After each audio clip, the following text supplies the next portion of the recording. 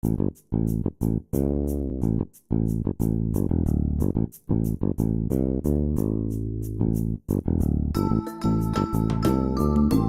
buenas noches nuevamente. Vamos a dar inicio al tercer bloque del día de hoy, el bloque final también. Antes de comenzar con la presentación de este bloque, queremos reiterar nuestro agradecimiento a nuestro colaborador especial, el estudio Mario Castillo Freire, y a nuestros auspiciadores, Brialé Abogados, Caral Ingeniería y Consultoría, Guzmán Galindo Abogados, Simon Solución de Controversias, Estudio Laichea, la Facultad de Derecho de la Pontificia Universidad Católica del Perú, el Estudio Paitán Asociados, el Estudio Sterling, el Estudio Navarro Paredes Grey Abogados, el Estudio Pose Herrera y Ruiz Abogados de Bogotá, Colombia, el Estudio Cuatrecasas González y Pereira de la Oficina de Sao Paulo, la Bolsa de Cereales de Buenos Aires, el Estudio Charles River Associates de San José de Costa Rica, el Estudio Pizarro Boto y Escobar, y finalmente el Estudio Clifford Chance, la Oficina de Washington DC, y además el Estudio Iván Galindo Tipacti Abogados.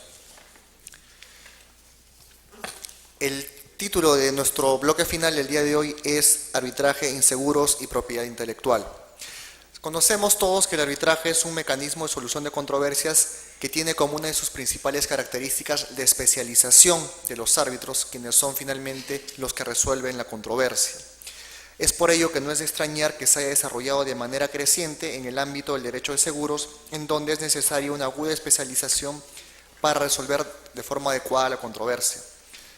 Ocurre lo mismo con el derecho de propiedad intelectual, en donde quizás sea aún mayor el grado de especialización que se necesita para resolver este tipo de controversias. Sin embargo, mientras que en el derecho de seguros hemos visto un crecimiento considerable en el arbitraje en el país, en el derecho de propiedad intelectual el arbitraje en el Perú parece aún no encontrar su camino. Este bloque abordará los retos, ventajas, desventajas, particularidades y problemas del arbitraje de seguros, así como las perspectivas del desarrollo del arbitraje del derecho de propiedad intelectual, tomando como referencia la experiencia comparada. Tiene la palabra la doctora Laura Castro Zapata. Vamos a proceder a presentar a los integrantes del bloque. Como moderadora, como ya les adelanté, está la doctora Laura Castro Zapata, quien es árbitro del Centro de Arbitraje de la Universidad Católica, es socia del Estudio Mario Castillo Freire, es abogada titulada en la Universidad Femenina del Sagrado Corazón, UNIFE, tiene además maestría en Derecho Empresarial por la Universidad de Lima, en convenio con la Universidad Autónoma de Madrid, tiene un doctorado en Derecho en la Pontificia Universidad Católica del Perú y ha seguido cursos en especialización de arbitraje en la American University de Washington, D.C., Estados Unidos, y además en su experiencia profesional es especializada en Derecho Arbitral, Civil, Patrimonial, Derecho Laboral y Derecho Empresarial.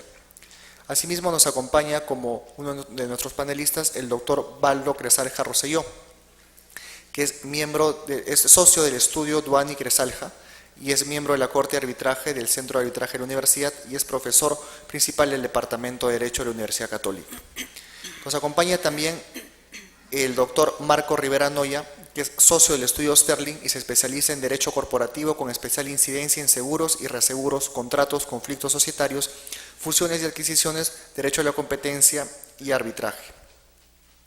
Asimismo, durante su trayectoria ha contribuido con el diseño de productos y la redacción de pólizas y seguros y reestructuración de programas de reaseguros, adoptando un enfoque innovador en materia de interpretación de pólizas y resolución de conflictos derivados de la redacción y condición de seguro y contratos de reaseguro. También nos acompaña el día de hoy el doctor Daniel Pose, que es un reconocido árbitro internacional y jurista colombiano, que es socio fundador del estudio Pose, Herrera y Ruiz Abogados de Colombia. Dirige el Departamento de Litigio y Resolución de Conflictos de su estudio. Durante más de 25 años ha actuado o dirigido la actuación de la firma en más de 3.000 procesos judiciales como apoderado del demandante o del demandado.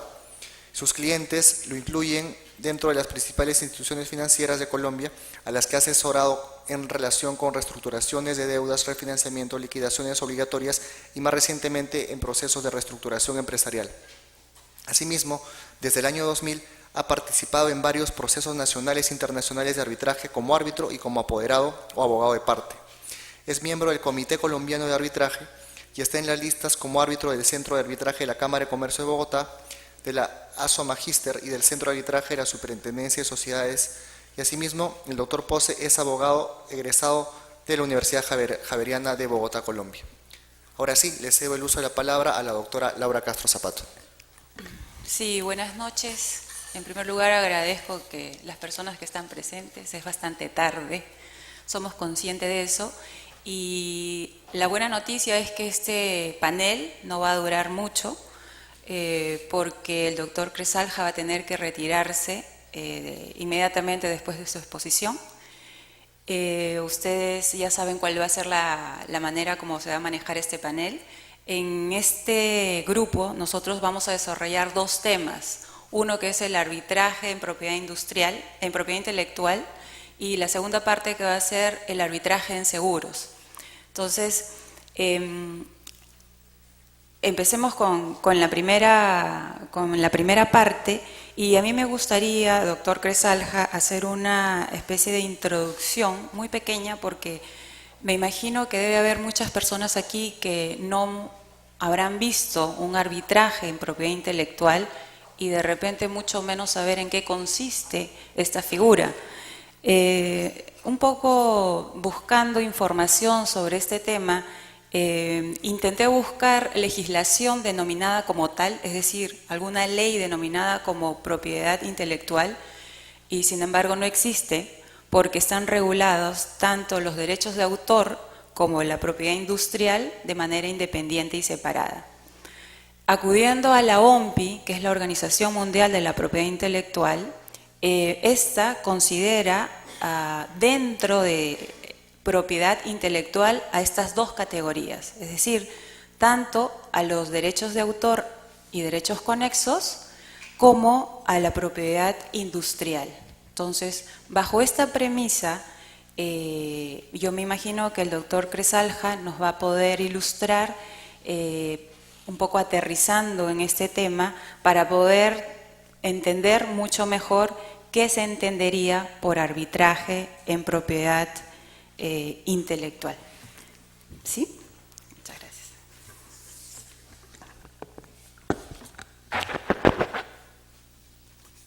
Muchas gracias por la invitación. La razón de que me voy a retirar rápido no es porque no quiera verlos a ustedes, sino porque tengo una gripe que va a correr más rápido que Guerrero el día viernes. Así que voy a hacer una pequeña introducción.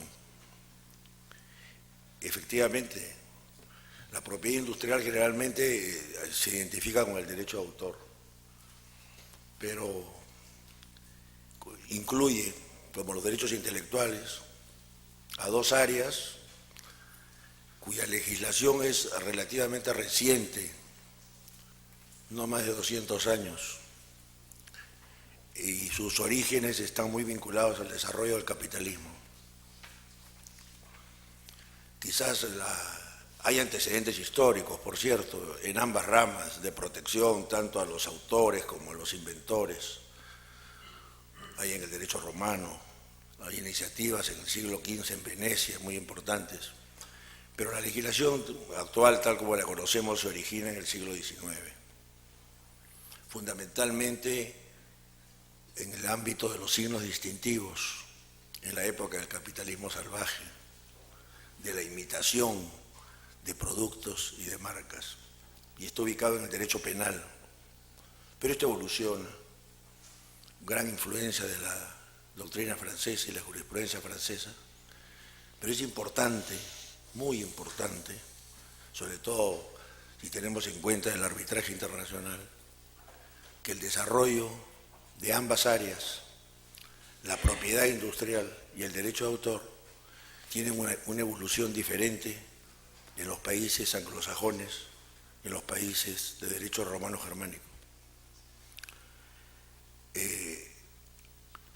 La propiedad industrial hoy día comprende, por ejemplo, las patentes de invención, los modelos de utilidad, los diseños industriales, los signos distintivos, que son marcas y nombres comerciales, los lemas. El derecho de autor, originalmente en el siglo XIX preocupado fundamentalmente por la obra literaria, evoluciona en el siglo XX fundamentalmente en el ámbito de la música, que es la que adquiere mayor preeminencia. Y en nuestros días, con las nuevas tecnologías, el software y todo lo que tiene que hacer con el desarrollo audiovisual e Internet, un campo gigantesco en el cual la técnica siempre está antes que el derecho y cuya importancia económica es gigantesca. El 6% del Producto Bruto de los Estados Unidos son obras vinculadas al derecho de autor, llamado copyright entre ellos. Como ustedes comprenderán, hay materia más que suficiente para arbitrar en estas áreas. Así que no hay duda que puede hacerse. Y nuestra ley lo permite perfectamente, la ley peruana, en su artículo 2, materia susceptible de arbitraje. Pero hay un territorio gris, que es el vinculado al derecho moral. En el derecho de evolución romano-germánico, francés, latinoamericano, el derecho moral de los autores está plenamente reconocido. No ocurre eso en el derecho anglosajón, en el copyright. Y esto forma parte de un debate internacional muy intenso, con muchas propuestas legislativas. En nuestra ley, por ejemplo, dice el artículo 21, los derechos morales reconocidos por la presente ley son perpetuos, inalienables, inembargables, irrenunciables, imprescriptibles. Son derechos morales, dice el artículo siguiente, el derecho a la divulgación, el derecho a la paternidad, el derecho de integridad, el derecho a retiro de la obra del comercio, el acceso, etc. Existe una gran polémica sobre si estas materias pueden ser materia de arbitraje. En el derecho anglosajón, que no existe el derecho moral, la perspectiva es distinta. Esto hay que tenerlo presente en el caso que se vaya a ámbitos internacionales. ¿Cuál es la característica de la normativa en los derechos intelectuales, en la propiedad intelectual, tanto en la propiedad industrial como en el derecho de autor? Que existen numerosísimos tratados internacionales, vigentes prácticamente en todos los países del mundo. Hay dos emblemáticos, el Tratado de París para la propiedad industrial y el Tratado de Berna para el derecho de autor de finales del siglo XIX. Los países industrializados, Estados Unidos en esto ha sido un líder desde sus inicios, ha traído como consecuencia modificaciones de gran importancia en los últimos años. Y como consecuencia de ello, al aumentar la piratería en los nuevos países industrializados asiáticos, trajo como consecuencia que los países industrializados, al interior del GATT, introdujeran las áreas de los derechos intelectuales. Y hoy día, la OMC, la Oficina Mundial de Comercio, tiene una importancia muy significativa. Esos son los acuerdos de propiedad industrial incluidos en la Ronda Uruguay, conocidos por ADPIC. Están vigentes en el Perú, están vigentes en toda América Latina. En el caso peruano, como en el de otros países andinos, hay una situación además distinta a las otras áreas del derecho, porque lo que existe son decisiones formuladas por la Junta del Acuerdo de Cartagena. en el ámbito de la propiedad industrial han habido 5 decisiones en un periodo de tiempo relativamente muy pequeño. ¿A qué se ha debido estos cambios? A las discusiones internacionales que dan lugar a estos tratados, pero además a la presión fundamentalmente de los Estados Unidos para que las legislaciones de otros países vayan ingresando, vayan reconociendo algunas de las figuras jurídicas de su propia legislación. Esto ha adquirido un tamaño, una dimensión, tamaño es una mala palabra, una dimensión nueva y distinta con los tratados de libre comercio,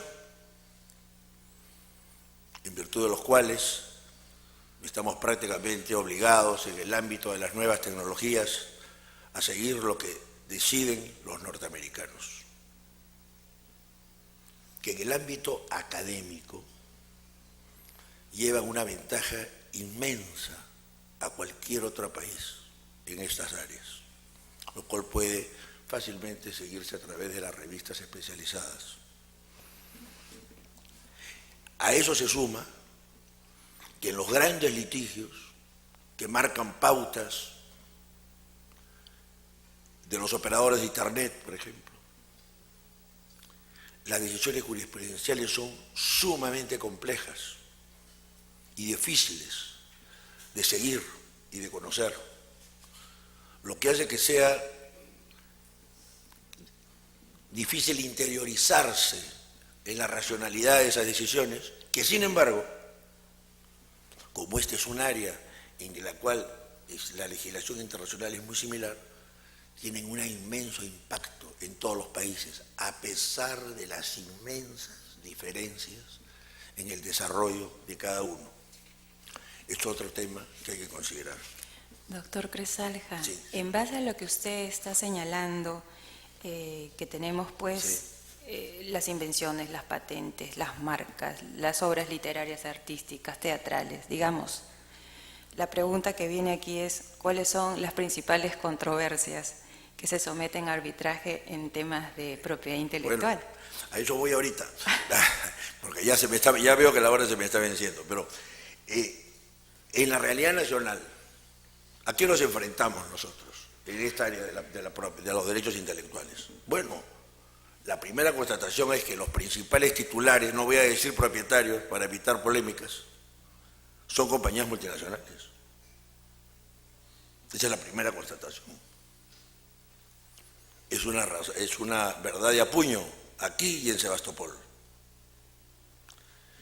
Y como consecuencia de ello, los departamentos jurídicos de las grandes multinacionales no van a escoger ni tribunales, ni probablemente arbitrajes en países como el nuestro, sino en sus países, en los países en que ellos operan.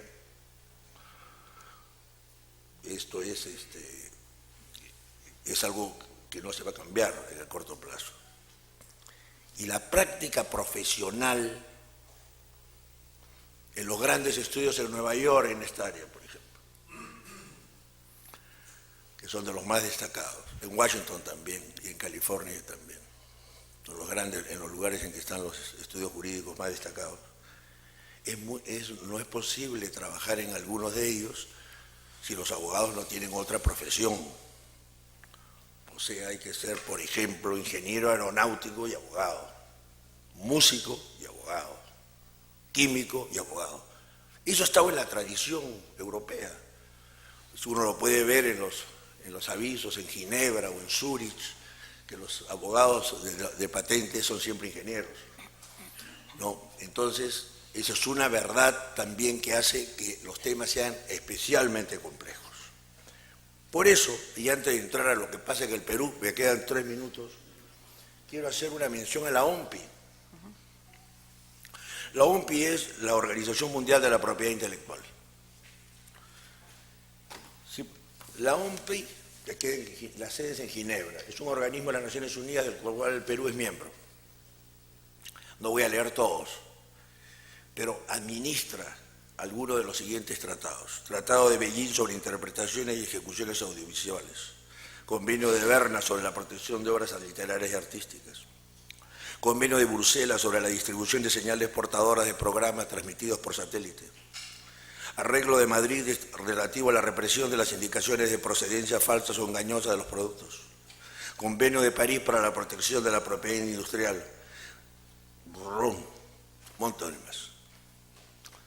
Tiene también tratados vinculados al registro y a la clasificación.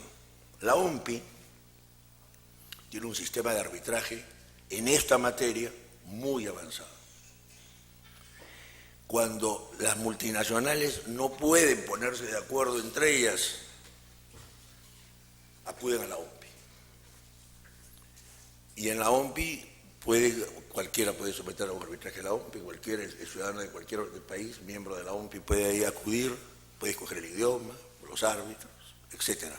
Están las tasas, todo es accesible por la información por internet rapidísimo. Solamente quiero poner en evidencia la inmensa importancia que tiene esta organización que administra la mediación, el arbitraje de conformidad a su propio reglamento, un arbitraje acelerado y un procedimiento combinado de mediación y arbitraje sumamente interesante y cuyos plazos se cumplen en forma muy estricta. En el arbitraje acelerado dura 120 días.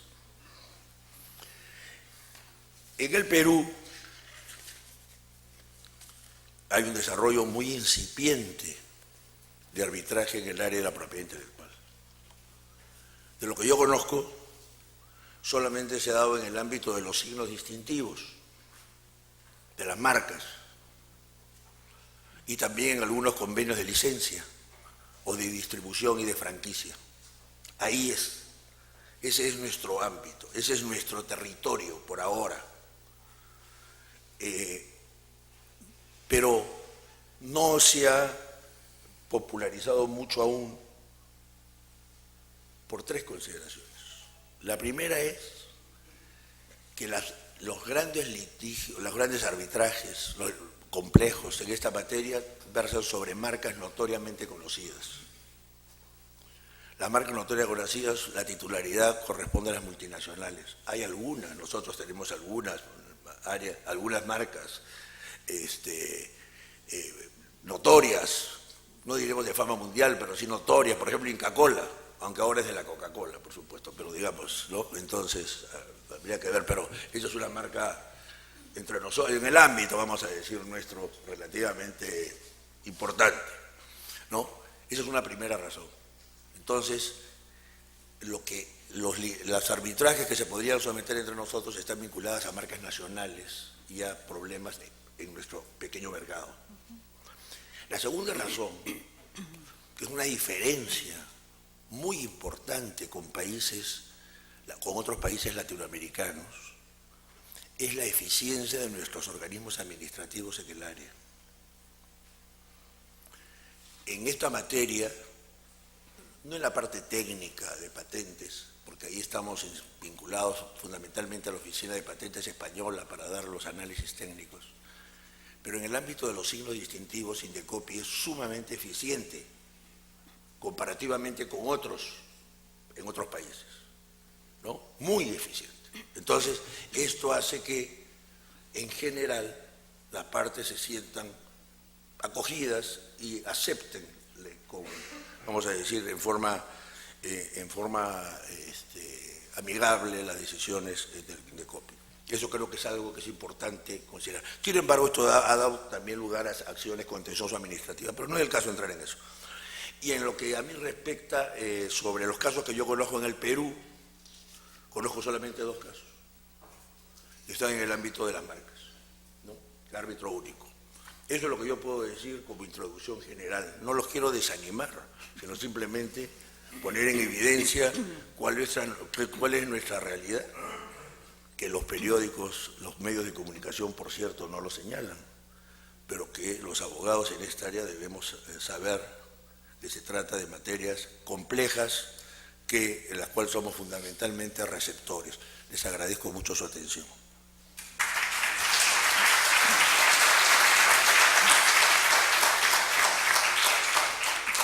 Si usted me permite, doctor Cresalja, una pregunta nada más. Y es que, ya que usted tocó el tema de marcas, por ejemplo, que tengo entendido que existen prohibiciones absolutas y relativas, ¿verdad? Entiendo yo que en la medida que no existe ninguna prohibición, es más, las normas que regulan a la propiedad industrial y a los derechos de autor ni siquiera mencionan el término de arbitraje. Es decir, por lo tanto, ni lo consideran, pero tampoco está prohibido. Entonces, bajo esa premisa y en aplicación de la Ley General de Arbitraje, nosotros diríamos que podrían ser materia de arbitraje aquello que sea de libre disposición, ¿verdad?, de los titulares. Y yendo al tema de marcas, sería interesante poder analizar, por ejemplo, dado que existen estas prohibiciones absolutas y relativas. Es decir, en el caso de las prohibiciones relativas, si existe ya un titular de un derecho registrado, de una marca registrada, y un segundo intenta registrar, proteger una marca, obviamente va a haber una oposición por parte del primero. Y obviamente tenemos a la entidad o al ente administrativo que viene a ser el Indecopi, que obviamente va a estar como una especie de protector, ¿no? Y al momento que el que es titular de la marca registrada se oponga, pregunto yo, en este caso, ¿sería susceptible de poder llegar, asumamos que las partes acuerdan celebrar un convenio arbitral, para poder resolver esta controversia, que si usted se da cuenta es entre dos particulares? ¿Cabría la posibilidad de eso y que el laudo que solucione esta controversia pueda ser entregado al Indecopi y que éste lo asuma como tal? Bueno, la verdad es que yo no conozco un caso específico, pero no veo ninguna razón para que no pueda ser así. Pero yo creo que además, en el tema de los signos distintivos, hay algunas realidades que habría que tener presentes que enriquecen la posibilidad que usted plantea. Por las decisiones andinas, el uso en un país andino de una marca anterior a la solicitud de registro por parte de otra persona es válida. En consecuencia, tenemos en la práctica cotidiana un reconocimiento en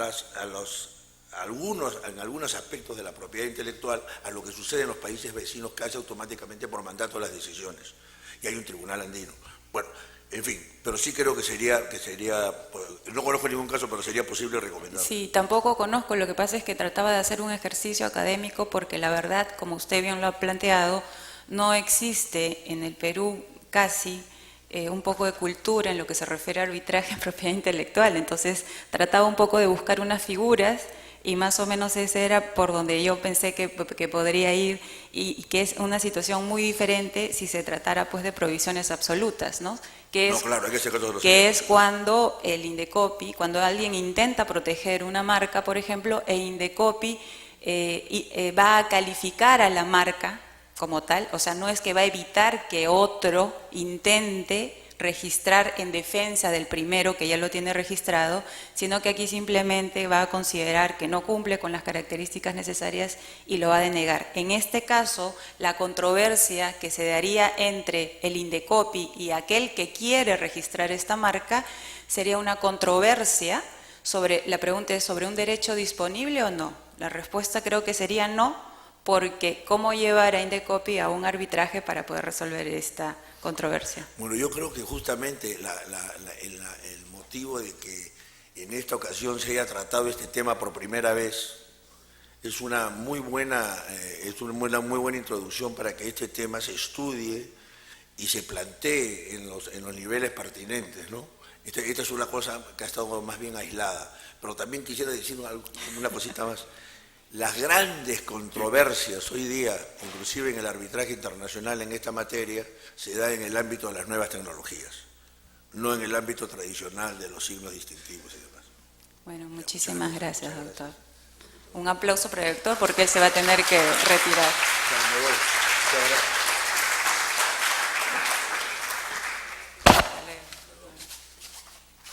Bueno, entonces continuamos con la segunda parte de este bloque, que es sobre una materia que es mucho más conocida, digamos, entre nosotros y que nos atañe porque quien no hoy celebra un contrato de seguro. Entonces aquí vamos a tener a dos expositores, a Daniel Pose y a Marco Rivera, quienes nos podrán dar una perspectiva bajo la legislación nacional, Marco, su experiencia, y Daniel bajo la perspectiva y experiencia del derecho colombiano y tengo entendido también del derecho comparado en general. Entonces, un poco como para introducir al tema, aquí lo importante es que nosotros sepamos que generalmente hoy en día nosotros nos regimos mayormente por contratos por adhesión o contratos con arreglo a cláusulas generales de contratación, ¿verdad? Y si lo que se intenta hoy en día es buscar una difusión del arbitraje, es obvio que este mecanismo, es decir, estos actos jurídicos, los contratos por adhesión o con arreglo a cláusulas generales de contratación, es el mejor camino para poder expandir el arbitraje dentro de lo que es el tema de seguros. Y son las empresas bancarias y las empresas de seguro que justamente celebran normalmente sus contratos con formularios ya preimpresos. Dentro de estos formularios preimpresos es que se incluye al convenio arbitral. Digo, generalmente las empresas de seguros, ¿no? El tema bancario ahorita no es tema de desarrollo. Y digo que mayoritariamente, por lo menos, porque una de las preguntas que nuestro panel va a contestar es justamente cómo perciben las aseguradoras el arbitraje. Y ahí yo creo que va a ser muy interesante poder conocer esa perspectiva. En este sentido, resulta muy interesante para la empresa aseguradora ir a un arbitraje, incluir estos convenios arbitrales dentro de sus formularios preimpresos, porque de alguna manera ellos van a poder solucionar sus controversias de manera clara, transparente, rápidas, porque además necesita de árbitros que sean especializados en la materia. Y por otro lado tenemos a los usuarios o clientes que se van a dar cuenta que ante una controversia, su controversia va a ser resuelta rápidamente. Ahora, este es el punto positivo. Creo yo que más adelante vamos a ver cuál es ese punto negativo, ¿no? Porque todo tiene su contracara. Y bajo esta introducción, a mí me gustaría entonces que de repente, empezando por casa, que Marco nos pueda decir justamente cuáles son las principales controversias que se someten a arbitraje en materia de seguros. Muchas gracias, Laura. A ver, para entender un poco el negocio de seguros, que es un negocio complejo, en primer lugar tenemos que ver quiénes son los actores del negocio asegurador, ¿no? En materia de seguros, el asegurador por un lado, por supuesto, pero también tenemos al asegurado, al tomador y al beneficiario, que pueden o no ser la misma persona. También tenemos al corredor de seguros, que es el intermediario, tenemos al ajustador y al perito. En materia de reaseguros, está el cedente o reasegurado, está el reasegurador, que pueden ser varios reaseguradores o un solo reasegurador, y el corredor de reaseguros. Digamos que eso es, a grandes rasgos, quiénes son los actores del negocio asegurador y reasegurador. El derecho de seguros, que es un derecho que es más bien incipiente en el Perú, no está tan difundido, a pesar de que existen compañías de seguro muy sólidas y muy fuertes, pero el negocio está bastante concentrado. El derecho de seguros tiene tres pilares sobre los que se soporta, que son el interés asegurable.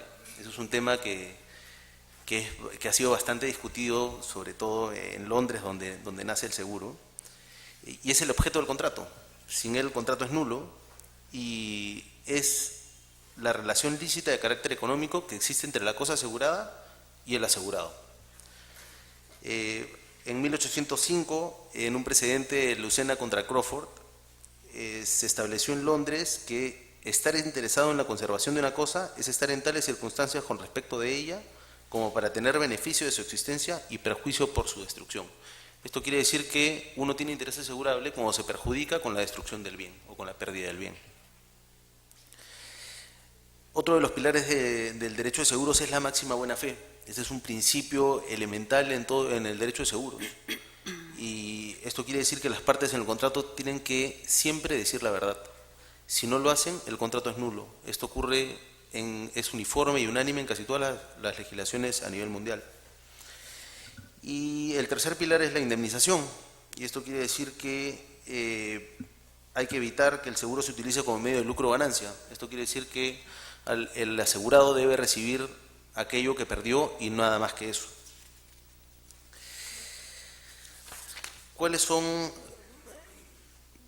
dónde se resuelven las controversias y los reclamos de seguros en el Perú? Existen 5 formas de resolverlos. Uno es a través o utilizando la plataforma de atención al usuario de la SBS, que no es competente para atender solicitudes de cobertura, cosa que mucha gente cree. Otra es el Indecopi, a través de la Comisión de Protección al Consumidor. El tercero es la Defensoría del Asegurado, que es una entidad privada creada por el APCEJ, o la Asociación de Aseguradores, que no limita el derecho del asegurado de ir posteriormente a una vía jurisdiccional, y se ven temas cuya cuantía debe ser menor de $50.000 o lo que corresponda al tipo de cambio. Está el Poder Judicial y el arbitraje, ¿no?, que finalmente por lo que estamos acá. ¿Cuáles son las principales materias sometidas al litigio en el Perú? Que llegamos a la pregunta que me hizo Laura después de esta breve introducción. Principalmente, las materias que se arbitran o se litigan es el ocultamiento de información o reticencia en el momento de contratar la póliza, el interés asegurable, ambas cosas acabo de mencionarlas, una se refería a la buena fe, otro es el interés asegurable, el alcance de la cobertura, es algo que se discute muchísimo, los riesgos excluidos, el incumplimiento de garantías y obligaciones del asegurado, la agravación del estado del riesgo, la determinación de la indemnización, la mora en el pago de la prima y la suspensión de la cobertura, el aviso de siniestro y reclamaciones de responsabilidad civil extracontractual en contra del asegurado en virtud del artículo 1987 del Código Civil. Ahora bien, un asunto que es muy importante de ver acá es si pueden las aseguradoras incluir en la póliza la cláusula arbitral. Cuando salió el reglamento de pólizas de seguro y notas técnicas, la resolución SBS 1420 de 2005, se indicó que las empresas estaban prohibidas de incluir en las pólizas de seguro cláusulas mediante las cuales los asegurados y o beneficiarios renuncian a la jurisdicción y o a las leyes que les favorezcan. Las compañías de seguro al ver esto dijeron: no vamos a poder arbitrar nada porque no podemos obligar a los asegurados a firmar cláusulas arbitrales. Sin embargo, lo siguieron haciendo y los arbitrajes siguieron dándose. En el 2010, o sea, 5 años después, se modificó el reglamento, disipando las dudas que surgieron, y se indicó que en caso las partes sometan las controversias al arbitraje, debían hacerlo incorporando una cláusula adicional. Esto quiere decir que la cláusula no iba a estar dentro de las condiciones generales, como normalmente estaban, sino tenía que ser en un documento adicional y que tenía que estar firmado por el asegurado. La mayoría de aseguradoras en el Perú prefieren litigar en sede arbitral antes que en el Poder Judicial. Eso ha sido así yo diría hasta estos últimos 2 años. Las razones por las cuales prefieren el arbitraje son principalmente el grado de especialización de los árbitros, ¿no? Uno puede encontrar árbitros que son especialistas en seguros, que es un tema, como he dicho antes, complejo, la celeridad del proceso, su simplicidad, entre muchos otros. Como bien dice Laura, alguna que otra compañía de seguros últimamente está optando por retirar la cláusula arbitral de sus pólizas y está prefiriendo el Poder Judicial en lugar de los arbitrajes.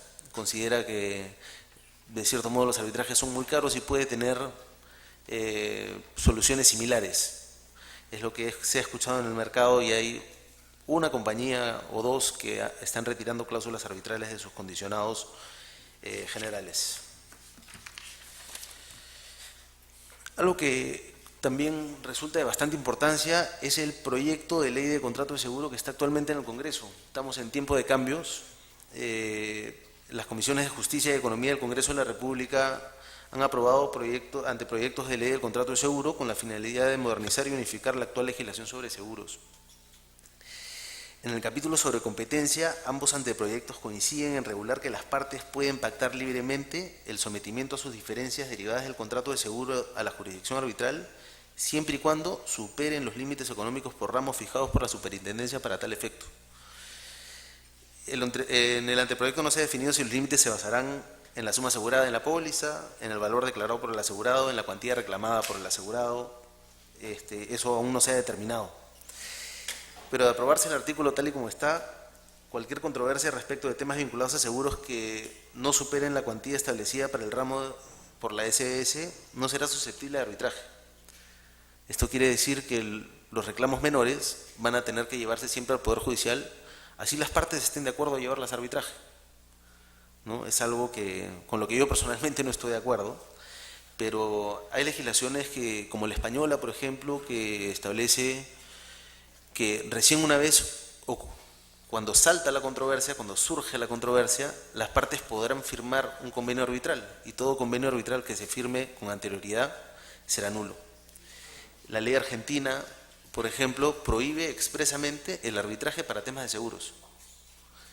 No sé cómo es el caso de la ley colombiana, pero estoy seguro que lo vamos a averiguar en breve. Otra cosa que me ha llamado bastante la atención del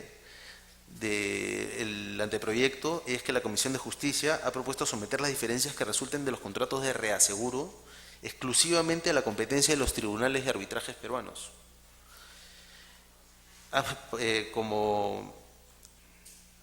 Ellos han aducido como razones o motivos de fuerza para esta propuesta que en Brasil la iniciativa no tuvo inconvenientes porque la ley debe cumplirse, porque es mucho más barato un arbitraje y juicio en Perú que un juicio o arbitraje en Londres, en ese caso fue en Brasil, que es la sede usual de los arbitrajes internacionales, y que el sistema jurídico peruano desarrollaría a mediano plazo un conocimiento profundo del tema de reaseguros.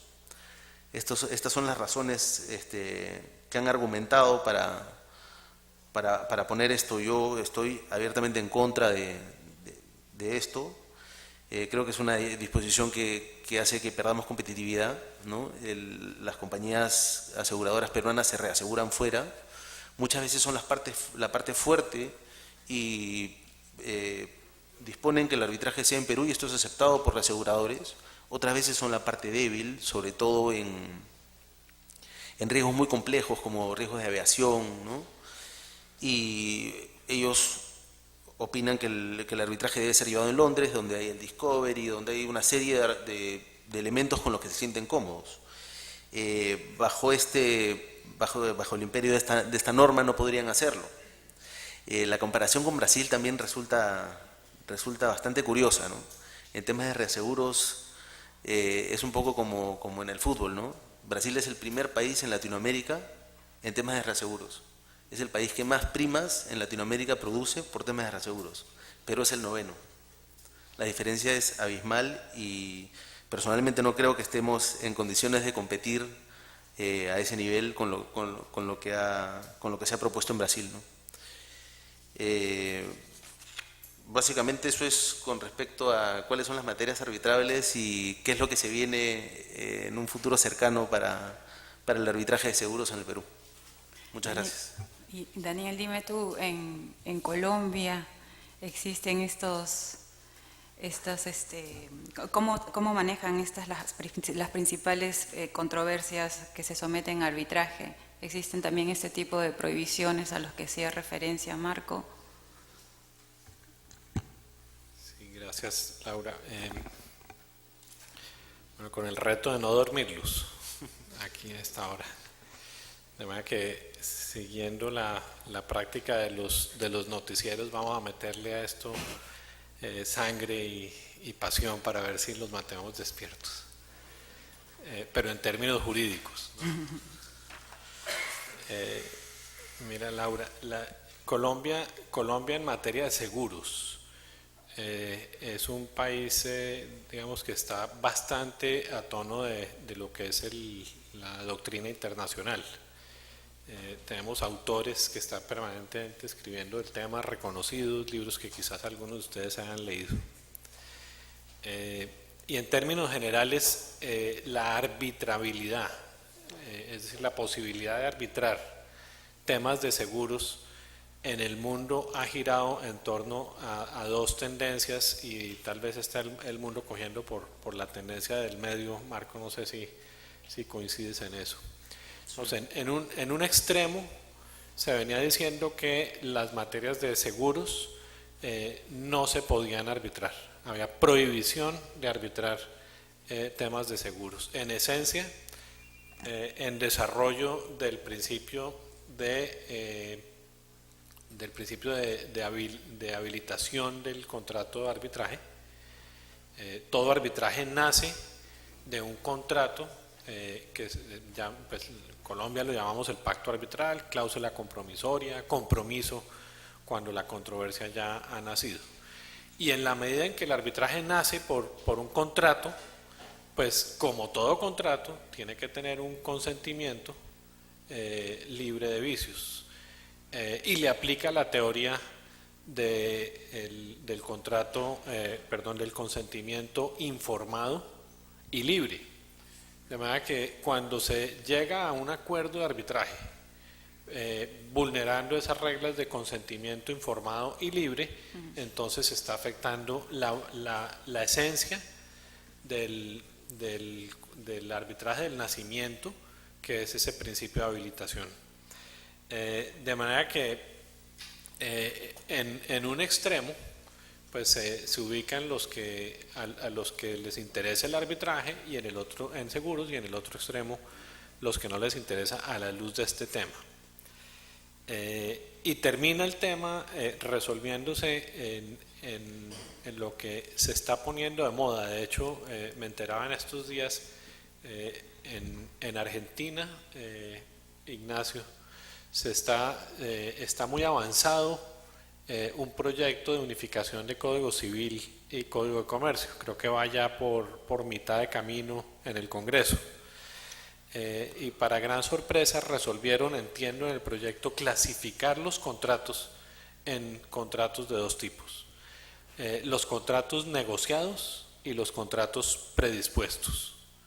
De manera que la aproximación en los contratos negociados es distinta a los contratos predispuestos. En los contratos predispuestos hay muchas más normas imperativas, normas de orden público impuestas, porque son contratos en masa en donde el Estado tiene que venir a equilibrar ese balance entre la parte fuerte y la parte débil. De manera que, ¿qué termina sucediendo a la luz de eso en seguros? Pues hay varios países en donde lo que se llaman los seguros en masa, la cláusula arbitral está prohibida. Bien sea porque se prohíbe totalmente, es el caso de Argentina, como decías, Marco, antes de que el siniestro se cause. En Paraguay, y oh sorpresa, en 16 estados de los Estados Unidos está prohibido la cláusula arbitral en los contratos en masa. En Estados Unidos, originalmente había una norma que es el Federal Arbitration Act, que imponía a las cortes el deber de respetar las cláusulas de arbitraje. Pero hay una ley posterior, conocida como la McCarran-Ferguson Act, perdonarán el acento colombo-inca en el inglés, que permite a los estados imponer restricciones en materia de contrato de seguros, de manera que cada estado está en libertad de decidir si restringe o no el arbitraje en seguros, y por lo tanto hay 16 que lo prohíben totalmente, hay 22 estados de los Estados Unidos que la permiten, y hay 9 estados que han evolucionado hacia la teoría del consentimiento libre e informado. ¿Qué sucede en Colombia? En este momento estamos en un en un limbo producto de cuando no hay norma expresa. Por un lado tenemos un estatuto del consumidor financiero que prohíbe en general las cláusulas abusivas y no tiene calificada, porque trae un catálogo de cláusulas abusivas, no tiene calificada como cláusula abusiva la cláusula de seguros, la cláusula de arbitraje en el contrato de seguros. De manera que a la luz de ese estatuto deberíamos concluir que está permitida esa cláusula arbitral. Sin embargo, se acaba de expedir hace poco menos de un año un estatuto del consumidor que dice expresamente que las cláusulas abusivas unilateralmente impuestas están prohibidas en general en los contratos que llamarían en Argentina ya legalmente predispuestos, los contratos de adhesión. De manera que está por descifrarse a la luz de este nuevo estatuto, que ya no se refiere a un catálogo de cláusulas abusivas, sino en general a las cláusulas abusivas unilateralmente impuestas, queda prohibido o no el arbitraje. Ahora, ¿qué es lo que en mi opinión personal, Laura, hay detrás de esta discusión? Entiendo que quizás acá en el foro hay algunas personas de compañías de seguros, entonces me perdonarán lo que voy a decir. Pero en el fondo, pues es simplemente un análisis del riesgo. Y por lo tanto, uno se podrá imaginar quién está más capacitado para analizar el riesgo a dónde quiere ir, ¿cierto? Las compañías de seguros, pues son naturalmente actores frecuentes en los litigios relacionados con seguros, mientras que el asegurado es un actor ocasional. De manera que ¿quién está con un mayor conocimiento, mayor acceso a la información de a dónde le conviene ir a litigar los temas relacionados con seguros? Entonces, imagínense en Estados Unidos, ¿qué le sucede normalmente a una compañía de seguros si va a litigar el caso en las cortes? Tiene el riesgo de que el litigio se vuelva un litigio debatido ante jurados y el jurado, por lo tanto, imponga unas condenas punitivas, de esas que no tenemos en Latinoamérica, salvo algunas excepciones, que termine teniendo que ser asumido por la compañía de seguros. Veía en una conferencia hace unos meses una estadística, los norteamericanos tienen estadísticas de todo, ¿no? Y entonces sacaron una estadística de cuál es el valor promedio de la condena de los litigios relacionados con accidentes de vehículos cuando la compañía de seguros comparece al proceso en el litigio y cuando no comparece. Y oh sorpresa, es del orden del 30 o 40% mayor cuando la compañía de seguros es vinculada al proceso. De manera que a la luz de ese riesgo, ¿qué será lo que naturalmente le gustaría a una compañía de seguros en un seguro en masa en Estados Unidos? ¿Sí? Obvio, es imponer cláusulas arbitrales, de manera que el tema se sustraiga de la jurisdicción, se lleve a jueces especializados en donde hay mayor control.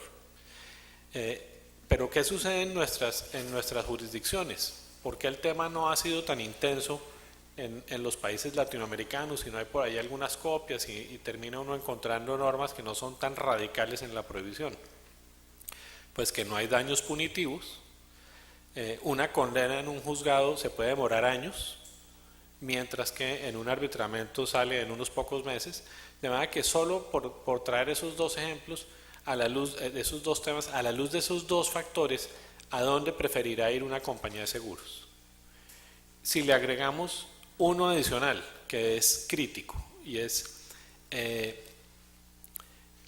cuando son seguros en masa, finalmente en todo litigio termina habiendo una discusión de derecho y una discusión fáctica, y en esos litigios masivos las discusiones de derecho tienden a eliminarse, o sea, ya hay una jurisprudencia reiterada establecida sobre un tema, de manera que el litigio termina convirtiéndose simplemente en un análisis fáctico de si las circunstancias están corresponden al imperativo hipotético de la norma que se está aplicando.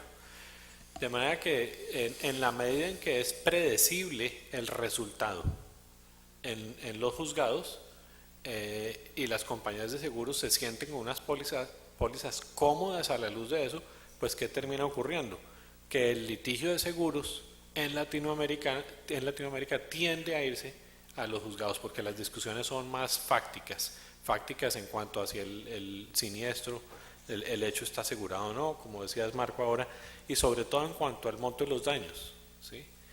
No hay necesidad de irse a un arbitraje. Sin embargo, cuando el seguro es complejo, ya no es el seguro de vehículos, no es el seguro de deuda, seguro de vida con cobertura de deuda en una financiación, un seguro de vida típico, sino que son seguros complejos. El contrato de seguros de una planta industrial, una planta eléctrica, seguros marítimos. Entonces, en esos casos sí hay una mayor inclinación de las compañías de seguros de irse al arbitraje. ¿Por qué? Porque son temas complejos. La sola enunciación que hacías, Marco, de todas las partes que pueden terminar involucradas, vuelve el tema casi que inmanejable en un juzgado. Imagínense ustedes un litigio en un juzgado en donde el volumen del expediente cubre el largo de esta mesa, manejado por el juez. Son litigios que son difícilmente llevables a un juzgado, de manera que en esos casos en donde el litigio, la compañía de seguros prevé que el litigio involucre una gran cantidad de material probatorio, documental, entonces prefiere llevarlo a arbitraje y termina incluyendo cláusulas arbitrales, que no están prohibidas porque no son contratos de seguros en masa, entonces en la mayoría de las legislaciones están permitidas. Yo quería, pues, Laura, con eso contestar. Yo, Daniel, diría, dentro de toda la exposición que has dado y también Marco, la pregunta que me surge es, o sea, ya nos queda claro a todos que las pretensiones que son más comunes dentro del arbitraje de seguros son los siniestros, determinar si en realidad el siniestro está cubierto o no por la póliza, lo cual ya es complicado, no solamente por la redacción de las cláusulas, sino por el contenido de las exclusiones y las cláusulas generales de contratación, y es sumamente denso el contrato. Por otro lado, como segundo gran grupo de pretensiones que suelen presentarse en el arbitraje de seguros, es justamente no discutir si el siniestro está o no cubierto por la póliza, sino, estando cubierto y quedando claro eso, cuál es el valor. Cómo se valoriza la indemnización de la empresa aseguradora para el asegurado. Pero de la exposición que nos ha dado Daniel, me nace una pregunta, y es, ¿en realidad es abusiva incorporar un convenio arbitral en estos contratos por adhesión o con arreglo a cláusulas generales de contratación? Más aún si justamente estos contratos son contratos por adhesión. Tenemos cláusulas generales de contratación, tenemos exclusiones, tenemos un gran número de cláusulas que simplemente el asegurado firma. Y pregunto, ¿y por qué incorporar una cláusula de convenio arbitral sería una cláusula abusiva? Más aún si si brindó su consentimiento teniendo la libre información. Sí, la aproximación para responder a esa pregunta es buscar en el respectivo país si hay una prohibición expresa o no. Y hay países que tienen prohibición expresa. En la investigación que hacía para asistir a esta amable invitación, encontremos que Bélgica tiene prohibido expresamente la cláusula arbitral en seguros en masa. En España está prohibida como cláusula compromisoria. Después de causado el siniestro, como mencionabas, Marcos, sí se puede pactar. Lo mismo Argentina. Pero en aquellos países en donde no esté expresamente prohibido, la tendencia es a que la cláusula, para que no sea abusiva, debe estar resaltada. Hay toda clase de características. Yo creo que casi que en algunos de pronto podrían decir que hasta debe estar enmarcada en un arco iris o Arial algo 20. que llame notoriamente la atención. En algunos exigen que esté en negrita, que esté resaltada, que esté en un documento separado, que esté no solo en un documento separado, sino firmada como cláusula especial. En el fondo, detrás de todo ese análisis, lo que se busca es que haya un consentimiento, como decía, informado y libre en relación con la cláusula. Pero ese es todo ese tema, pues, de cuándo una cláusula es abusiva y cuándo no, que es un tema de nunca acabar. Bueno, entonces la tendencia, digamos, está en ser un poco restrictivo en materias de seguros relacionados a arbitrajes. Sí, yo creo que es importante también tomar en cuenta que no todos los asegurados son consumidores finales y no todos los consumidores, no todos los asegurados no conocen el tema de seguros. Hay empresas muy grandes, las empresas mineras, por ejemplo, tienen gente especializada en contratar seguros, tienen brokers que los ayudan a leer las pólizas, a negociar los condicionados. La compañía de seguros no siempre es la parte fuerte, es la parte fuerte en seguros masivos, ¿no? Donde el asegurado es un usuario común y hoy por hoy el Perú tiene normas emitidas mayoritariamente por la SBS, a través de las cuales está obligada a poner en negritas el convenio arbitral, a tenerlo en documento separado y que este esté firmado por el asegurado. Un poco para tratar de manejar el abuso que puede significar para un asegurado, digamos, usuario final, vamos a llamarlo de esta manera, el hecho de tener que recurrir a un arbitraje para una reclamación, por ejemplo, por algo que no es un importe muy significativo en términos de cuantía, pero sí muy significativo para el usuario, que le resulte, digamos, más caro el arbitraje que lo que tenga que reparar al final, o que el daño que haya sufrido, fue la creación de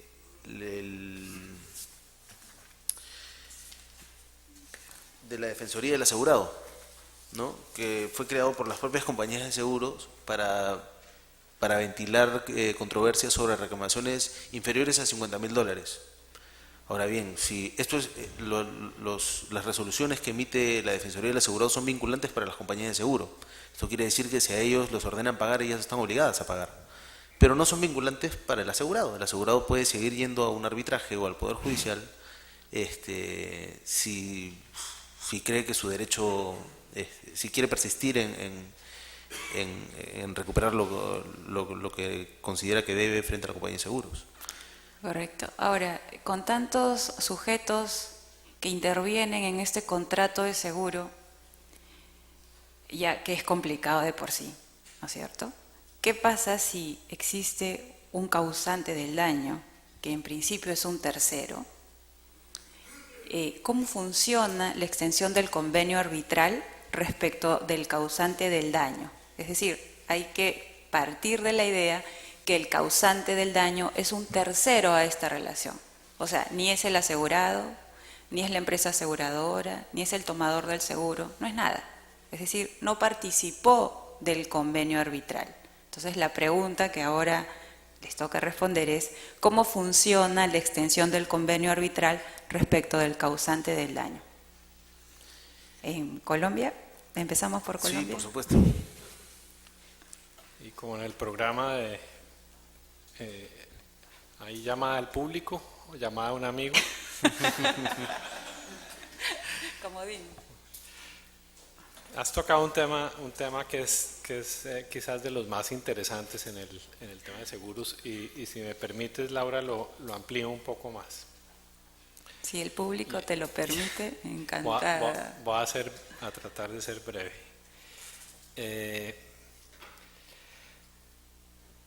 Porque lo que yo he visto que ocurre con mayor frecuencia es, excúsame que te cambie la pregunta, es que hay una demanda del que sufre el daño en un contrato o por fuera de un contrato, un seguro de responsabilidad contractual o extracontractual, y el demandado quiere traer a la compañía de seguros al arbitramiento. Si es en un litigio en la corte, simplemente presenta un llamamiento en garantía y está obligado a venir. Pero entonces la gran pregunta es, ¿la compañía de seguros está obligada a asistir a un arbitramiento al que es llamado en garantía con base en una cláusula que no ha firmado expresamente? La respuesta la tendencia mundial es a contestar que sí. Sin embargo, no todas las jurisdicciones van en ese punto. Y la tendencia, pues me imagino que acá en Perú la respuesta sería un sí absoluto, en donde va el tema del consentimiento incluso tácito al pacto arbitral. De manera que la que hay detrás de eso es si una compañía de seguros otorga una póliza, por ejemplo, de garantía de cumplimiento de un contrato, y en ese contrato hay una cláusula arbitral, aunque la compañía de seguros no ha firmado el contrato donde está la cláusula, conoció la cláusula, aceptó garantizar la obligación de ese contrato y por lo tanto aceptó quedar vinculado por esa cláusula arbitral. Nuevamente digo, la tendencia es que sí. En Estados Unidos la respuesta es sí. Hay cinco eventos en los que en Estados Unidos se extiende una cláusula arbitral a no signatarios. Exacto. Partes no signatarias. El primero de ellos es si esa parte es firmante de un contrato que hace referencia expresa y directa a la cláusula arbitral contenida en otro contrato, el caso Thompson.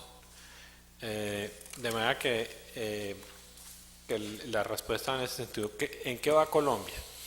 A partir del 12 de octubre de 2012, sí. Pues es vinculante el pacto arbitral para la compañía de seguros que es llamada en garantía. Hasta el 11 de octubre no.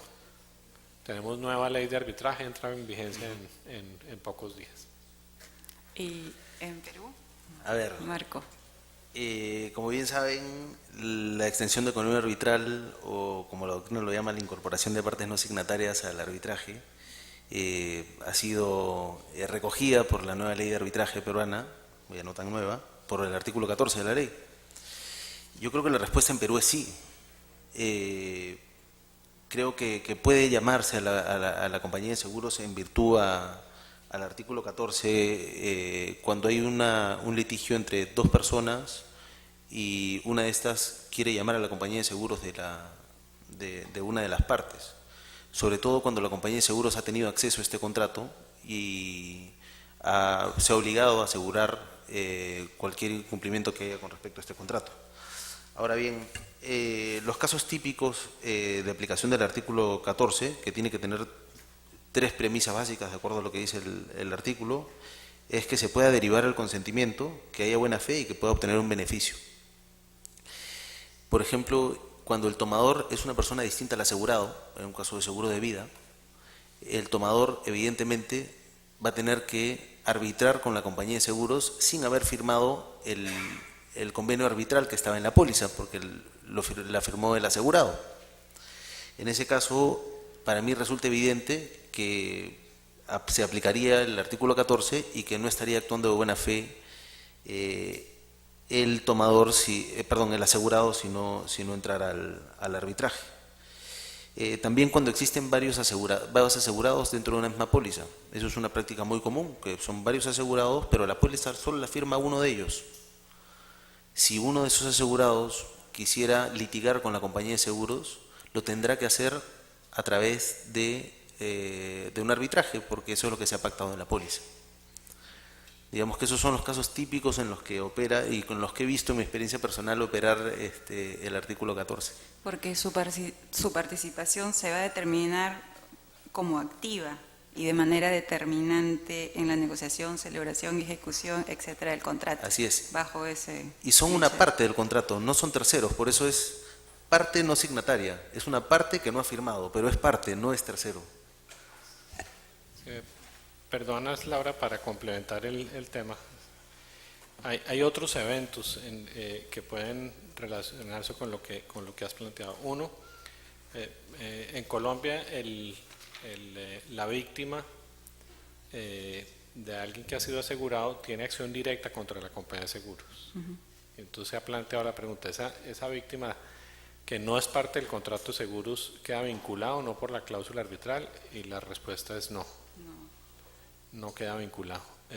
Tal vez en otros países dirían que sí, porque en Estados Unidos me parecería que el mismo caso Thompson dice que quien pretende beneficiarse o ejercer un derecho derivado de un contrato que tiene cláusula arbitral, entonces en la medida en que se está cogiendo ese contrato queda vinculado también por la cláusula arbitral, tratando de interpretar pues el caso Thompson, pero no estoy seguro. Otra situación que se puede dar es qué sucede cuando en un litigio en juzgado se llama en garantía a una compañía de seguros y tiene cláusula arbitral. ¿Está obligada a comparecer al litigio o no? La respuesta en Colombia es no. En la medida en que tiene cláusula arbitral puede proponer la excepción de existencia de pacto arbitral para no quedar vinculado como llamado en garantía. Se ha debatido el tema también no sé si lo tienen acá en Perú, acciones populares, que son las defensas de los derechos difusos o derechos colectivos. No se ha aceptado la vinculación de compañías de seguros sobre la base de que no son daños patrimoniales y por lo tanto no están cobijados por la cláusula arbitral. Y también en acciones de grupo tampoco se han vinculado sobre la tesis de que en la acción de grupo es un procedimiento especial que permite la vinculación únicamente del responsable directo. Ok, entonces como conclusión a esta pregunta sobre cómo se manejaría la extensión del convenio arbitral respecto al causante del daño, simplemente hay que tener claro dos temas. Primero, que el convenio arbitral alcanza a aquellas personas que firmaron el convenio arbitral, punto. Salvo que esté dentro de las características de las partes no signatarias. Que ojo, no es que cualquiera que no firmó el contrato puede alegar o invocar ser parte del convenio arbitral. La norma es muy clara al respecto, el artículo 14, cuando señala que el convenio arbitral se extiende a aquellos, o sea, aquellos que no firmaron, cuyo consentimiento de someterse a arbitraje según la buena fe se determina que por su participación, fíjense todo lo que tiene que hacer esta parte no signataria para considerarlo incluido dentro del convenio arbitral.